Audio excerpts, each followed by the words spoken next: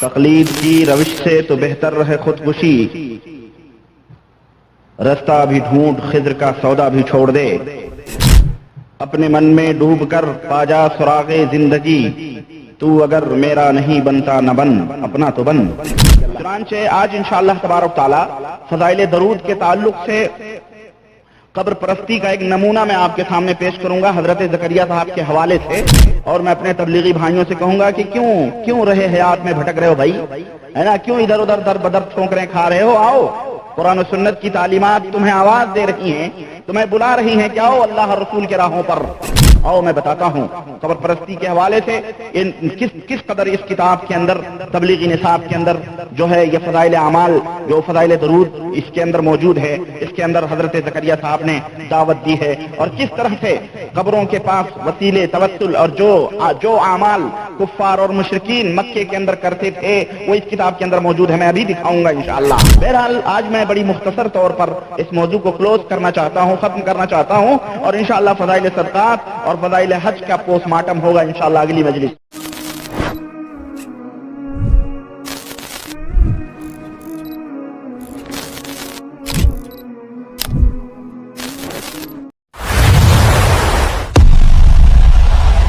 پہلی مرتبہ ہمارے شریف لائے ہیں پلیز سبسکرائب کر لیجئے۔ تقلید کی روش سے تو بہتر ہے خودکشی، تقلید کی روش سے تو بہتر ہے خودکشی، رستہ بھی ڈھونڈ خضر کا سودا بھی چھوڑ دے، اور اپنے من میں ڈوب کر پا جا سراغ زندگی، اپنے من میں ڈوب کر پا جا سراغ زندگی، تو اگر میرا نہیں بنتا نہ بن اپنا تو بن، تو اگر میرا نہیں بنتا نہ بن اپنا تو بن۔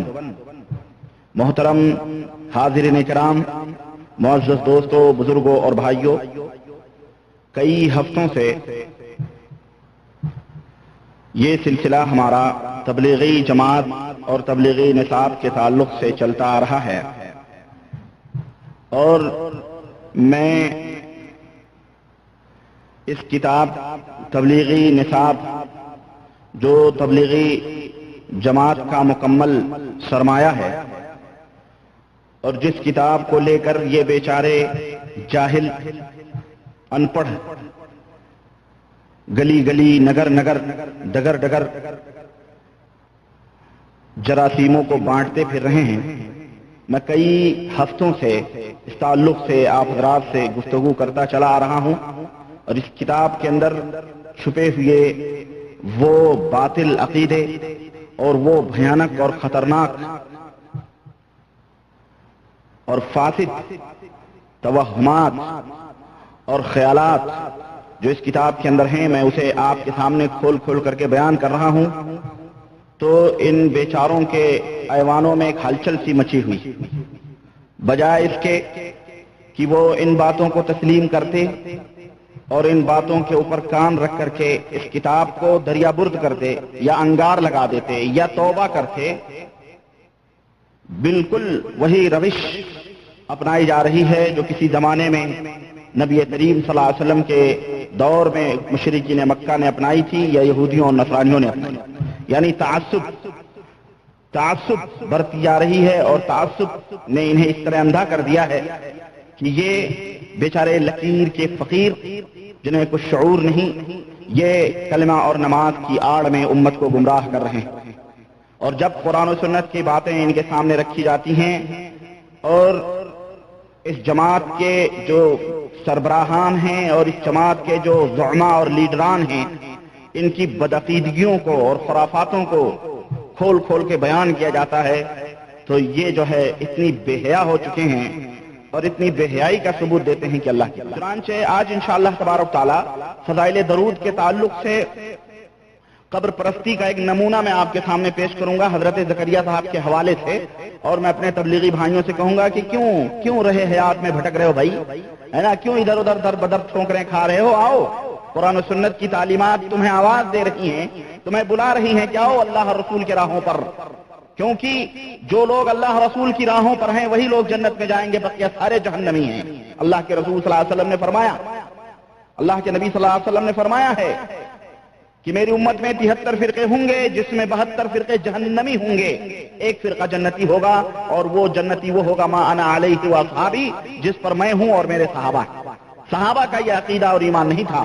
اور میں بتاتا ہوں قبر پرستی کے حوالے سے کس قدر اس کتاب کے اندر، تبلیغی نصاب کے اندر جو ہے یہ فضائل اعمال، جو فضائل درود اس کے اندر موجود ہے، اس کے اندر حضرت زکریا صاحب نے دعوت دی ہے، اور کس طرح سے قبروں کے پاس وسیلے توسل اور جو اعمال کفار اور مشرکین مکے کے اندر کرتے تھے وہ اس کتاب کے اندر موجود ہے۔ میں ابھی دکھاؤں گا انشاءاللہ، اور وہ بیانات اور وہ باتیں جو ایک مومن برداشت نہیں کرے گا، جو ایک مومن تصور بھی نہیں کر سکتا ہے، ان کے بزرگوں نے اور خود انہوں نے اپنی اس کتاب کے اندر نقل کی ہے، وہ اس کا بھی نمونہ میں آپ کے سامنے بتاؤں گا۔ بہرحال آج میں بڑی مختصر طور پر اس موضوع کو کلوز کرنا چاہتا ہوں، ختم کرنا چاہتا ہوں، اور انشاءاللہ فضائل صدقات اور فضائل حج کا پوسٹ مارٹم ہوگا انشاءاللہ اگلی مجلس میں، اور اس کے اندر بھی چھپے ہوئے جو گند ہیں، جو وہ ہیں، میں کھول کھول کے بیان کروں گا، پورا تو نہیں کھول سکتا، بہرحال وہ جو مختصر طور پر جو جتنا مقدر ہوگا انشاءاللہ تعالی میں بیان کروں گا۔ تو عرض کرنے کا مطلب یہ بیچارے پڑھتے نہیں، پڑھے لکھے تو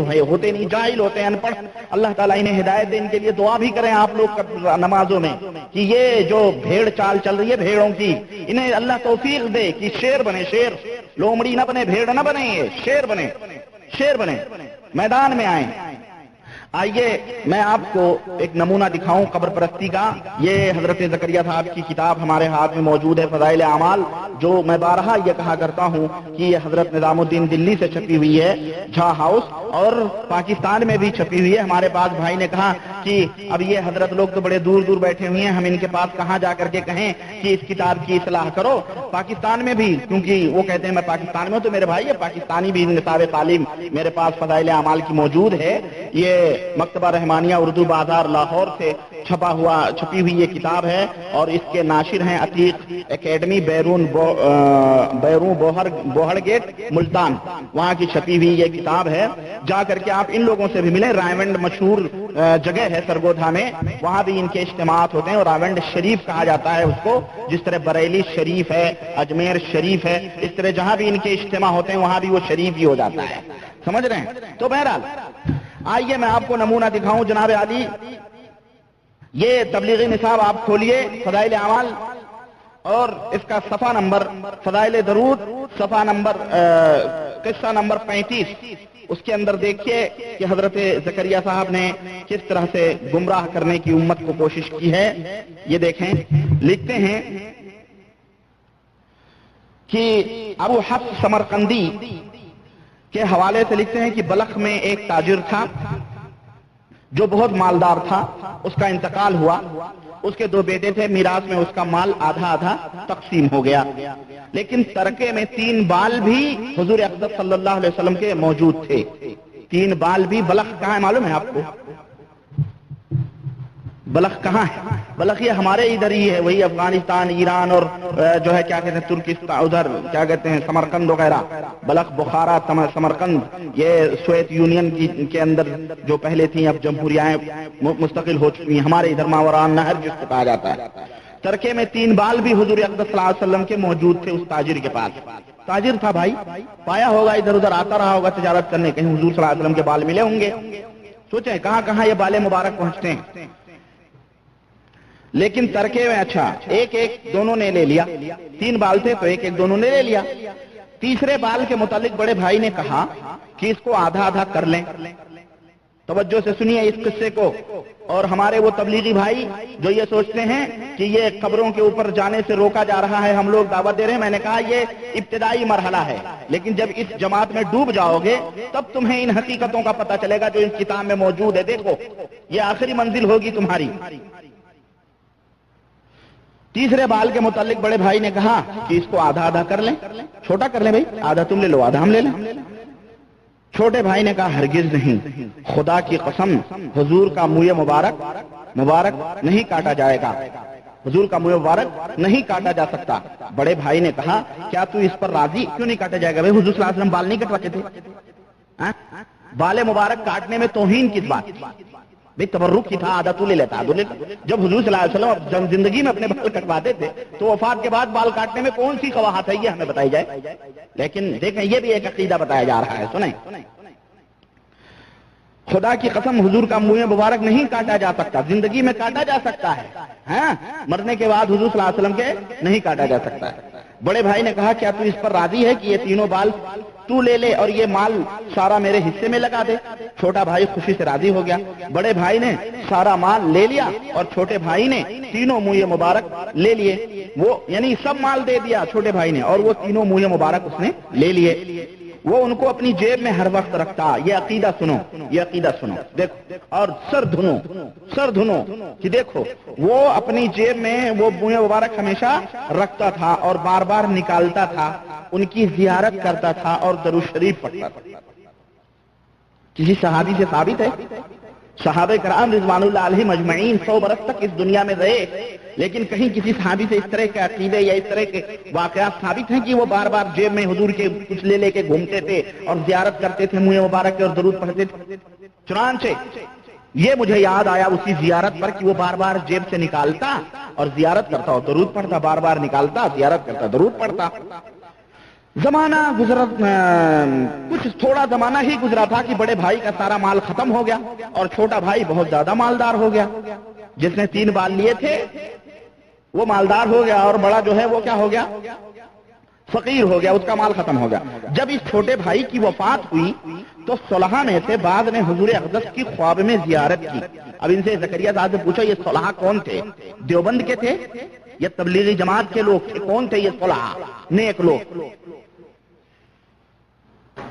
زیارت کی خواب میں حضور نے ارشاد فرمایا، اللہ اکبر، دیکھیں اس نبی کے اوپر کتنی شدید تہمت لگائی جا رہی ہے، اور اللہ کے رسول صلی اللہ علیہ وسلم نے فرمایا تھا من کذب علی متعمدا فلیتبوأ مقعدہ من النار، جو میرے اوپر ایسی بات کہے، جھوٹی تہمت لگائے جو میں نے نہیں کہی ہے، جو میری طرف ایسی بات کو منسوب کرے جو میں نے نہیں کہی ہے، فلیتبوأ مقعدہ من النار، تو وہ اپنا ٹھکانہ جہنم میں بنا لے، اپنا ٹھکانہ جہنم میں بنا لے اس کو۔ سوچو تبلیغی جماعت کے لوگوں، زکریا صاحب اپنی اس فضائل درود کے اندر صفحہ 100 اور واقعہ نمبر 35 کے اندر کیا لکھ رہے ہیں؟ لکھ رہے ہیں کہ حضور نے فرمایا کہ جس کسی کو کوئی ضرورت ہو اس کی قبر کے پاس بیٹھ کر اللہ سے دعا کیا کرے۔ اس قبر والے کے پاس بیٹھ کر کے جو 3 بال لے کے حضور کے زیارت کر کے اور وہ کرتا تھا، اس کی قبر کی زیارت کیا کرے۔ ان سے کوئی پوچھے کہ حضور صلی اللہ علیہ وسلم نے زندگی میں کیا فرمایا ہے؟ یہ تو خوابوں کی باتیں ہیں۔ آؤ میں تمہیں بتاؤں مسلمانوں کہ اللہ کے اس واقعے سے کیا پتا چلا۔ گویا اس کی قبر کے پاس جو جائے، جو مر گیا تھا اس کی قبر کے پاس جائے اور اللہ سے دعا کرے۔ بریلوی یہی تو کرتے ہیں، اور کیا کرتے ہیں؟ ان کے جو صالحین ہیں، جو انہوں نے بنائے ہوئے ہیں بزرگ، بھلے وہ ڈھونگ دھتورے ہوں، لیکن اس قبر کے پاس جا کے اور کیا کرتے ہیں؟ وہ یہی کرتے ہیں اور کہتے ہیں کہ ہم تو اللہ سے دعا ہی کرتے ہیں۔ زکریا صاحب یہی کہہ رہے ہیں کہ جا کر کے اس قبر کے پاس حضور صلی اللہ علیہ وسلم نے یہ حکم دیا کہ جس کسی کو کسی کی ضرورت ہو، کوئی بھی چیز کی ضرورت ہو، وہ اس کی قبر کے پاس جا کے اللہ سے دعا کرے۔ کیا یہ بات نبی کریم صلی اللہ علیہ وسلم فرما سکتے ہیں؟ ہرگز نہیں۔ کیوں؟ آئیے میں آپ کو بتاتا ہوں۔ اللہ کے رسول صلی اللہ علیہ وسلم، اللہ کے رسول صلی اللہ علیہ وسلم کی وصیت اس بات کو کہتے ہیں جو انسان، کوئی شخص اپنی آخری زندگی میں کسی کو نوٹ کرواتا ہے، لکھواتا ہے یا نصیحت کرتا ہے، اس کو کیا کہتے ہیں؟ وصیت کہتے ہیں۔ صحیح بخاری اور مسلم کی حدیث، حضرت مائی عائشہ صدیقہ رضی اللہ تعالی عنہا اس حدیث کی راویہ فرماتی ہیں کہ رسول اللہ صلی اللہ علیہ وسلم پر جس وقت جاکنی کا وقت طاری ہوا، آپ کی موت کا وقت طاری ہوا، تو آپ صلی اللہ علیہ وسلم اپنے چہرے کے اوپر چادر اوڑھے ہوئے تھے۔ آپ اپنے چہرے سے چادر مبارک کو ہٹاتے، جو آپ نے چادر اوڑھی ہوئی تھی ہٹاتے، اور پھر آپ اپنے چہرے کو ڈھک لیتے، پھر جب دم گھٹتا تو پھر چادر کو ہٹا دیتے۔ اسی حال میں اللہ کے رسول صلی اللہ علیہ وسلم نے ارشاد فرمایا کہ لعن اللہ اليہود والنصارى اتخذوا قبور انبیائهم وفی روایت قبور صالحیهم وانبیائهم وقبور صالحیهم مسجدا۔ کہ اللہ کی لعنت ہو، اللہ کی لعنت ہو یہودیوں پر اور نصرانیوں پر، جنہوں نے کہ اپنے نبیوں اور اپنے نیکوکار صالح لوگوں کی قبروں کو عبادت گاہ بنا لیا ہے۔ کیا بنا لیا ہے؟ عبادت گاہ بنا لیا ہے۔ ذرا آپ غور کریں کہ اس برے عمل سے نبی کریم صلی اللہ علیہ وسلم نے اپنی آخری زندگی تک لوگ اپنی امت کو آگاہ کیا اور ڈرایا کہ اے لوگوں، آپ صلی اللہ علیہ وسلم ڈرا رہے ہیں اس برے عمل سے کہ اے لوگوں، قبروں کو عبادت گاہ نہ بناؤ۔ قبروں کے اوپر اللہ کے نبی نے اسی لیے فرمایا اللہم لا تجعل قبری عیدن، اے اللہ میری قبر کو عیدگاہ نہ بننے دینا۔ اللہم لا تجعل قبری وثنا یعبد، اے اللہ میری قبر کو وثن نہ بننے دینا تاکہ لوگ آ کر کے اس کی عبادت کریں، وہاں پہنچیں۔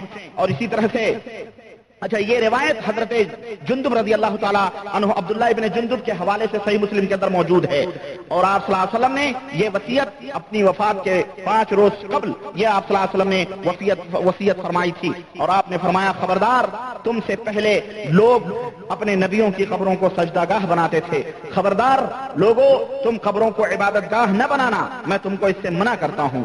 یہ حدیثیں صحیح بخاری صحیح مسلم کی واضح طور پر ہمیں یہ دعوت دیتی ہیں کہ اللہ کے حبیب جناب محمد رسول اللہ صلی اللہ علیہ وسلم نے قبروں کے پاس بیٹھنے، قبروں کے اوپر بیٹھنے اور وہاں پر جا کر کے دعائیں مانگنے اور اس طرح کی حرکتیں جو آج ہمارے ملکوں میں ہو رہی ہیں، اور یہ تبلیغی جماعت کے دیوبندی، یہ بریلوی، یہ رافضی، یہ شیعہ، یہ مرزائی کر رہے ہیں، یہ تمام سب اسلام کے اندر شرک ہے اور اللہ کے رسول صلی اللہ علیہ وسلم نے منع فرمایا تھا۔